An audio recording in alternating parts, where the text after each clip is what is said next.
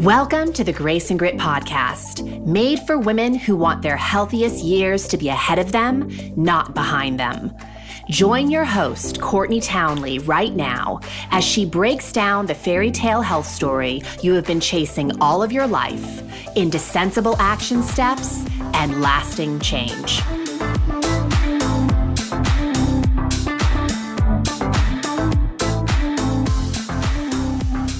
Hello, my friends, and welcome to the Grace and Grit podcast. This is your host, Courtney Townley. And more than welcome to the Grace and Grit podcast, welcome to 2020. I personally have a really good feeling about this year. I have been resting and restoring for the past couple of weeks, which may have something to do with it.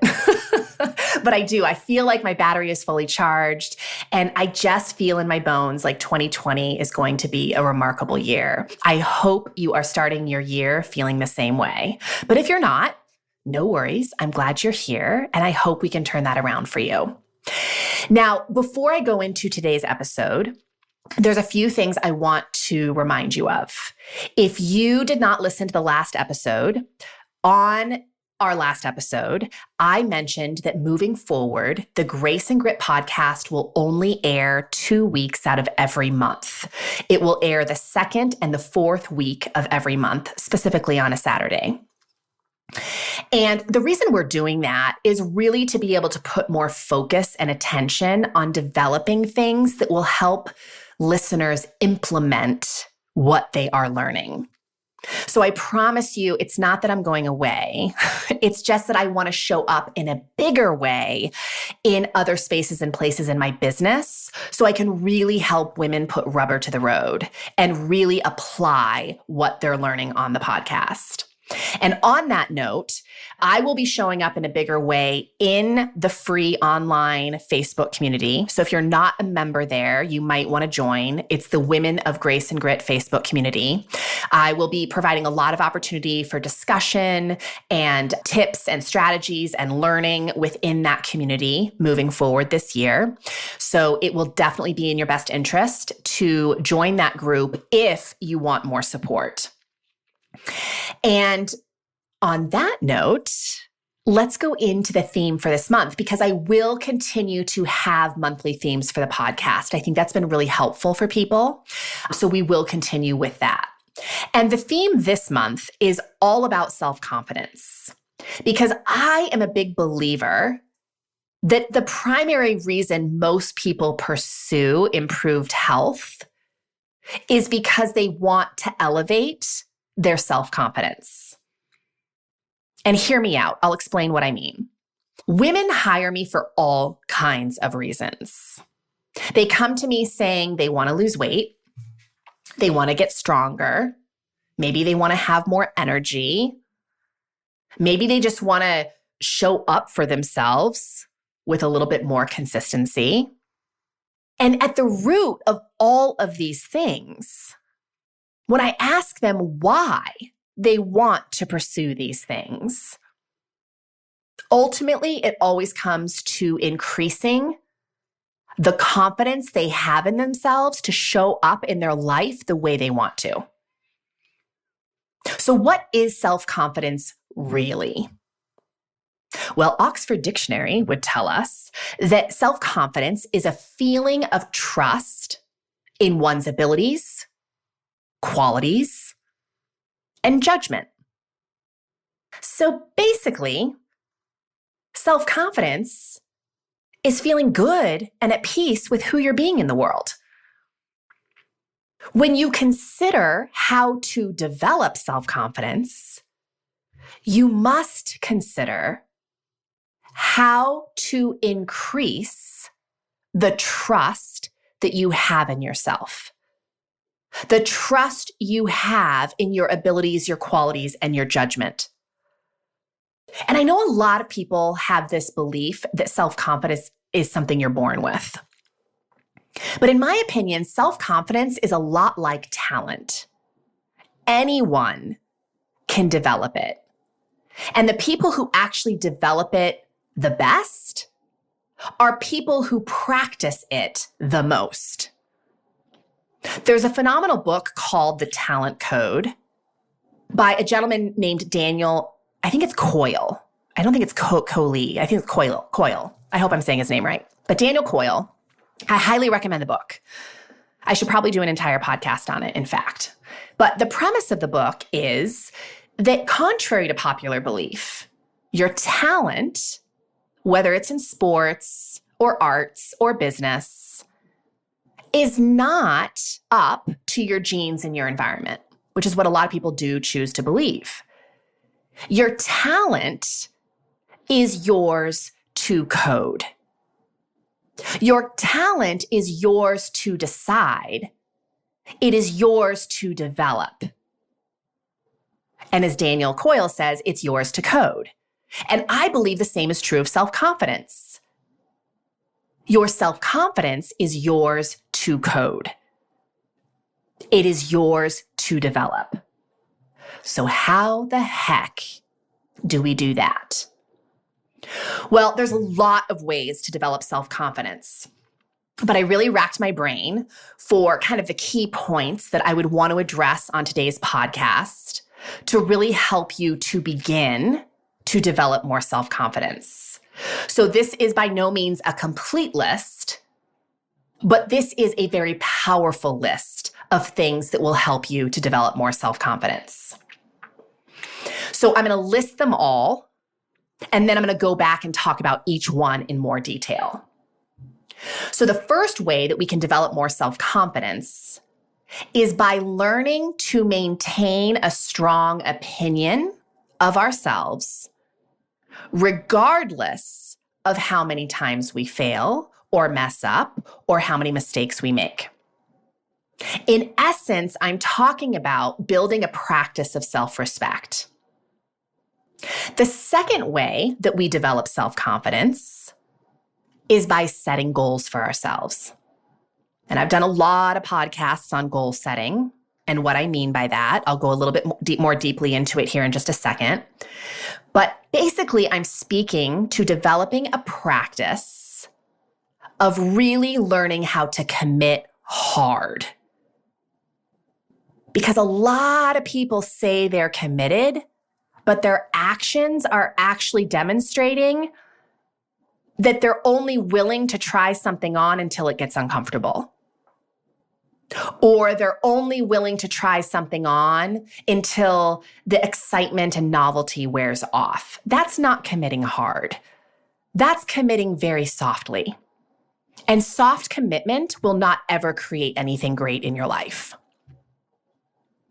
Another way we develop self-confidence is by showing up for ourselves regularly. In other words, building a practice of consistent action. I am so wildly enthusiastic about this particular topic that I've developed an entire 4-week program based on it. It's called the Consistency Code, and it launches later this month. I've run it for several years, and it literally teaches people the practice of how to be consistent. Learning how to show up on a regular basis to do the things you said you would do in order to become the person you said you wanted to be. And the final thing I want to talk about today in terms of developing self-confidence is we need to learn how to pursue failure rather than retreat from it. So we need to learn how to develop a practice of failing. We need to learn how to fail well. So let's go back and break each one of these things down so I can give you some more tangible takeaways so you can really start to apply this stuff after you listen to the podcast. So again, the first way we develop self-confidence is by maintaining a strong opinion of yourself, regardless of the mistakes you make, regardless of how many times you fail. And again, I'm referring to building a practice of self-respect. And one of the most powerful ways to start building a practice of self-respect, besides gratitude, which I have done many podcasts about in the past, is to acknowledge your unique human beingness. To remember that you are a very unique expression that will never exist again in the same way. And you are here on this planet to cause, contribute to, or inspire something that no one else will ever be able to cause, contribute to, or inspire in quite the same way. When I think about that, it helps me to start fortifying my self-respect. So if you don't have a lot of self-respect and you know you need to start developing it, start by remembering that. Start by being grateful for everything that's going well in your life. Start increasing the opinion you have of yourself. Now, I'm not talking about arrogance. I'm not talking about being conceited, because honestly, those qualities come from a lot of self-doubt, a lot of insecurity. That is the opposite of self-confidence. How you think about yourself will determine how you feel about yourself. And that definition of self-confidence I read to you is a feeling of trust. If you want to develop a feeling of trust about yourself, you better think about yourself in ways that will help you to do that. And I'll tell you what, I hear an awful lot of women saying that they want more self-confidence, but these are often the very same women who are hating on their body through their internal dialogue. They're telling themselves they suck, that they're destined to fail, that they'll never succeed, that they have no willpower, that they're lazy. None of that is ever going to generate self-trust. If someone verbally told me those things, no way on God's green earth would I ever put my trust in that person. Trust is a relationship, right? Built on respect, built on consistently showing up. So how much are you respecting yourself? How well are you consistently showing up? And before I move on to the next point, I just want to say here and now that self-confidence comes from deeply needing your own approval, not anyone else's. Self-confidence is really the art of being at peace with how you're living, needing your own approval, not anybody else's.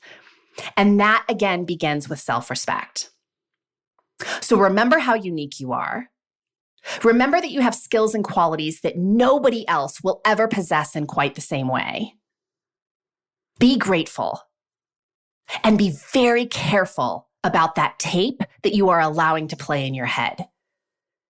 Is it dialogue that is helping you to build trust with yourself, or is it dialogue that makes you want to run for the high hills away from yourself?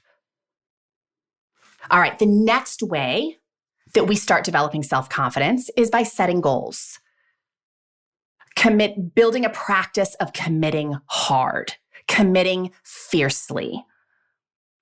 Now, those of you who've been longtime listeners have heard me say before that goals, in my opinion, are simply mile markers along the road to who you ultimately want to become. They are not the destination. They are simply indicators that you are indeed headed the direction you said you wanted to go. I think it's really important just to remind you of that, where I'm kind of coming from with goal setting before I go any further with this. So I'll give you an example, a concrete example. Someone I am becoming, someone I am aspiring to become, is someone who helps as many women as possible to learn how to show up for themselves with more consistency and ease. That is something I am very committed to. I have committed very hard to that. And in dedication to becoming that version of myself, I have set goals to make sure that I am headed that direction. I have set up my business a certain way, and I set goals within my business to make sure I am able to reach more people over time. Now, one of the ways I've done that is I have a goal. It's not my final goal, but it is a mile marker. It's an initial goal of having 20,000 downloads of this podcast per month. Now, I'm not there yet. We're a little over halfway there. We're on our way. We are definitely a far cry from where we started, which was like 40 downloads a month. But I have set that goal of 20,000 downloads per month because it allows me to start considering a strategy and a plan for making that actually happen. Setting goals gives you the opportunity to learn new skills and create new things in your life, which absolutely contributes to your self-confidence. But if you want to reach goals, like setting goals is not really a powerful practice. If you just set goals but don't have a plan for actually achieving them, setting them is a pointless exercise. You have to make a plan for reaching your goals. Because if you don't, we all know what happens. You'll just stay where you are. Because you'll stay in a space of reacting to your life rather than responding to it with different choices. Now, a lot of people have fierce resistance to planning. And I believe the reason that is because they don't trust themselves to show up and execute the plan. So they literally just don't even have any expectations for themselves. And that is no way to live. So what goals are you setting for yourself this year, this month, this week, today, to make sure you move a step closer to that woman you say you want to be? And what are the specific steps you are going to take in order to reach that goal? I'm a massive, massive fan of daily planning. And I will tell you this, 20 years of working with women to improve their health. I rarely, if ever, I don't even know if I have ever seen a woman make deep, meaningful change with her health without a plan, without making a daily effort to organize herself and plan herself and manage her time in a way that allows her to show up in the way that she needs to show up to make that thing possible. So if you're someone who, I know a lot of people actually, who meticulously plan their business, their family life, but when it comes to their own self-care, nope, there's no plan. It's just throwing spaghetti at the wall. And then they wonder why they're struggling to improve their health. Treat your health like your business. It's your most important business. Treat yourself like you would your most valued family member or your most valued friend. If you show up for yourself in the way that you show up for those people, amazing things will happen for you. Now, the third way we develop self-confidence is by showing up regularly to take action. We build a practice of consistency. We learn how to trust ourselves, to show up to do what we said we would do, to become the person we said we wanted to be. And this is the exact opposite of integrity pain. You've heard me, again, if you've been a longtime listener, you've heard me reference integrity pain a lot. Integrity pain is when your actions and even your thoughts are misaligned with who it is you say you want to be in the world. It sucks to live in that space. It feels really, really uncomfortable. So the opposite of integrity pain is aligning your thoughts, your feelings, and your actions with the person you said you wanted to be in your future, the person you are becoming. So learning how to trust yourself is literally an act of integrity. And integrity is very closely related to consistency. When you are consistent, you will make progress. And when you make progress, your self-confidence will increase. Which is why, right, I say that weight loss and gaining strength and increasing your energy and showing up for yourself in the way that you want to, those are really byproducts of consistent action. It's why we feel more confident on the other side of those things, because we showed up regularly to achieve a goal in those areas. We proved to ourselves that our actions, we were capable of taking action. We did take action, and now we have this new result in our life. So progress creates self-confidence. And I'm going to say this, again, I probably sound like a broken record to some of you, but I really believe that the reason that most people aren't living with the depth of health that they truly crave is not because they don't know what to do, but because they don't know how to do those things with any degree of consistency, right? People know what to do. You listening know what to do. In fact, you may even be someone who goes as far as to make a plan for actually doing the things you know you could be doing. But when it's time to show up to do the work, you find yourself negotiating, compromising, and rationalizing your way out of the work, which gets you nowhere. Nothing changes. So I want to ask you, because the new year is a time of year where a lot of people go out and buy those new planners, right? They get the sticky notes and the color-coded pens, and they spend a lot of time planning how they're going to change.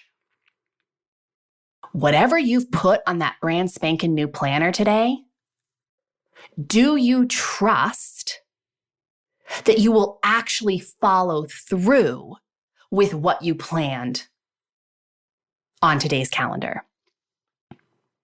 If you don't trust that you will follow through, it's a problem because you already have self-doubt. Remember, the definition of self-confidence is a feeling of trusting yourself. So if you do not trust yourself to follow through with everything you put on your calendar today, I want to tell you it's for one of two reasons. Number one, you have overcommitted. So you have not been reasonable about what you can accomplish in a day. Your expectations are too big. So you may need to simplify your expectations. But the other reason you may not feel that you will follow through is because you are not managing your thoughts or your emotions.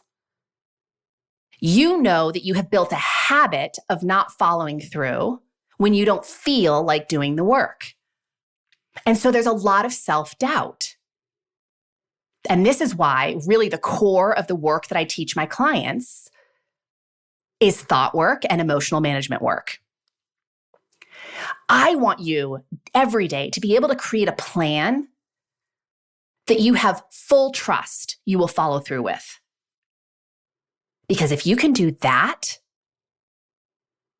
you can achieve anything in your life. You're not going to achieve it overnight, but you're going to have a sensible plan for achieving that thing over a longer period of time. That builds trust. That builds self-confidence. All right, one more way I want to talk about developing self-confidence. And of course, I save the best for last because this is a very hot topic. People don't like talking about this when I say hot topic. We develop self-confidence by pursuing failure rather than retreating from it. Say what, Courtney? I don't want to pursue failure. No, you do. I want you to get excited about developing a practice of failure. I want you to get excited about learning how to fail well.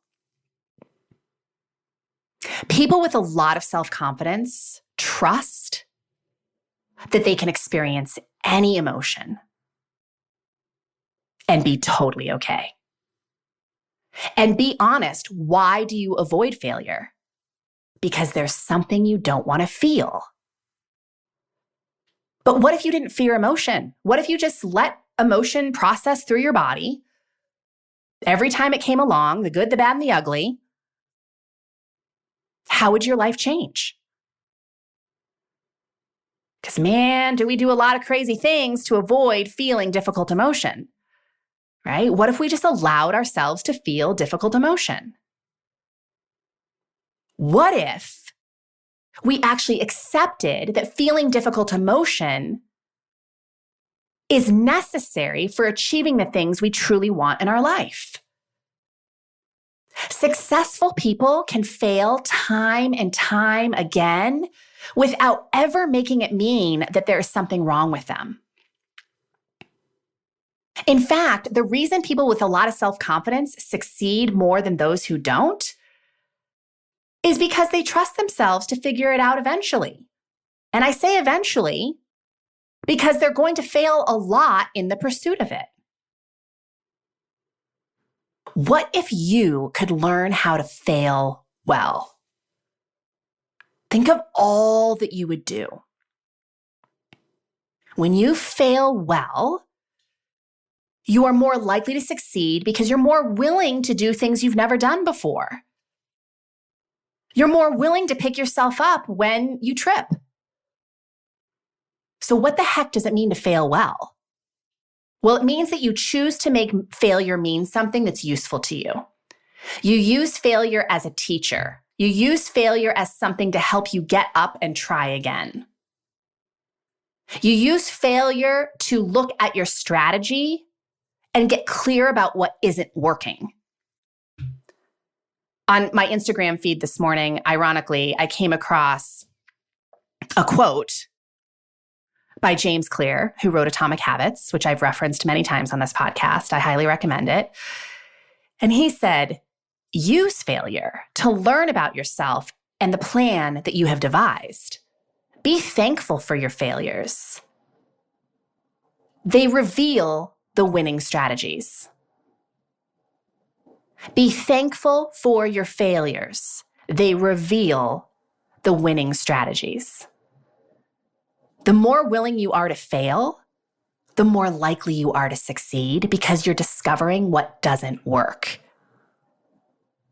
You fail well by committing to maintaining a strong opinion of yourself when something doesn't work out the way you expected it to. It's going back to the first point I mentioned today, that self-respect piece. You fail well by treating yourself with compassion, like you would if your child or your best friend or your husband messed up, right? You fail well by staying curious about where you could do better.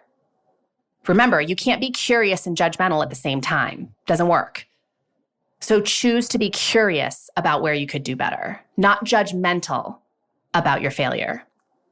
And you fail well by beginning again. And that goes back to that committing hard piece. You got to commit hard to begin again. The number of times I have been told no in my business, the number of times I have had failed launches, the number of times I have not reached my own expectations, it adds up to a lot.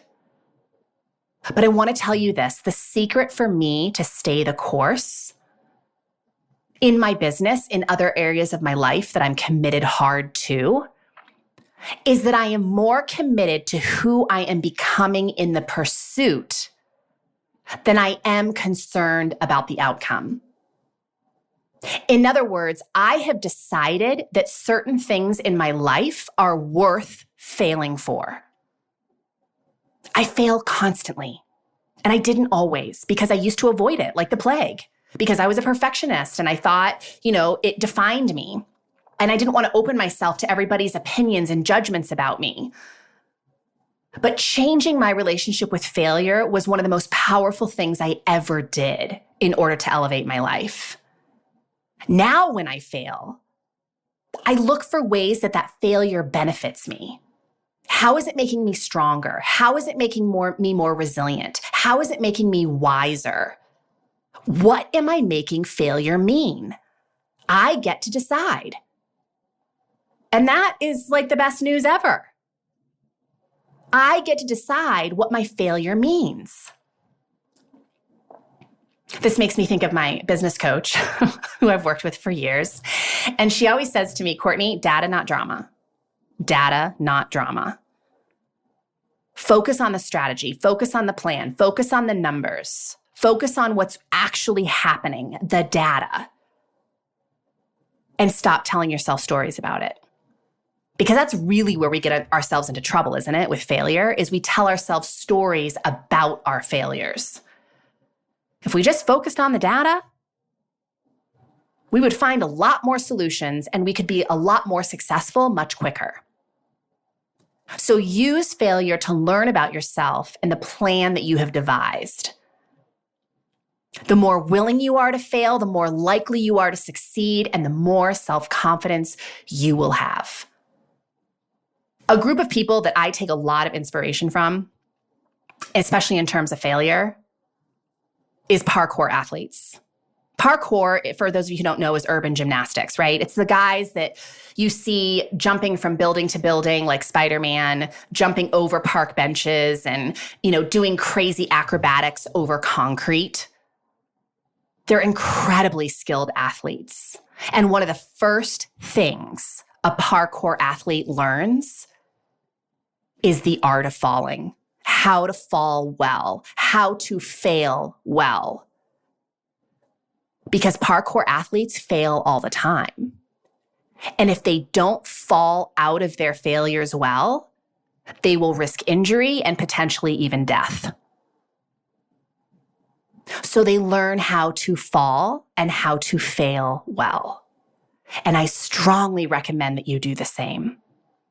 Because if you are not willing to open yourself up to failure, if you are not willing to fail often and much, it will cost you your future. It will cost you the potential you have for your future. So again, the more willing you are to fail, the more likely you are to succeed, and the more self-confidence you have. And why that's important is because self-confidence affords you the opportunity and the energy and the focus to set more goals, to take action that truly matters, to meet more people, to be more creative, to take more risks, to waste less time, to achieve more in your life. And ultimately, self-confidence affords you the opportunity to live more in line with the person that you say you want to be. So I want to leave you with a question, which is this: how would you live life differently if you had more self-confidence? Another way to think about that question is, how would you live life differently if you had less self-doubt? I hope this was helpful, my friends. I love this conversation. It is such an important conversation. And again, it's really the root of what we're after with any kind of change. We learn to trust ourselves through the change process, and trust grants us self-confidence. So if you're interested in continuing this conversation and getting more support, more tips, more strategies, I would encourage you again to join the Women of Grace and Grit Facebook community, which you can do, of course, on Facebook. And the other thing that I just want to mention really quickly is 5 to Thrive is a free event that I have run for several years that people have reaped a lot of value from. And we decided last month to convert it into what we call an evergreen product, which basically means that you can sign up for it at any time. So it used to be that you could only register at certain times of the year. But we just decided that 5-sequence video is so powerful for people that we just want to make it available to anyone who wants to register for it at any time. So if you have never registered for 5 to Thrive, if you loved 5 to Thrive and want access to it again, all you have to do is head on over to graceandgrit.com/5 to Thrive. And what is it? It's a 5-part video series that comes with a pretty extensive workbook and other resources. And it really reintroduces you to the fundamental things that will help to move your health and ultimately your life to higher ground. So it's really going back to the basics. And I know a lot of people hear that and say, I don't need the basics. Yes, you do. Because again, remember the conversation we had today. Consistency is key. And just because you know the basics doesn't mean you're applying them with any degree of consistency. And it really doesn't matter who you are, how advanced you are in your own process. 5 to Thrive will give you some reminders and some motivation to dig a little deeper in the areas that I introduce. So I encourage it. I think it's a great event. I've gotten a lot of great feedback from it, and it's totally free. You have nothing to lose. All right, my friends, that's it. I hope you have a wonderful day, and I hope you will join the Facebook group, and most importantly, come back for the next episode. Take care.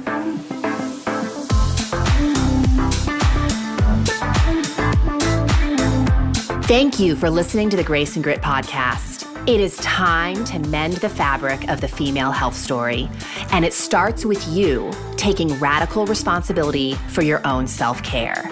You are worth the effort, and with a little grace and grit, anything is possible.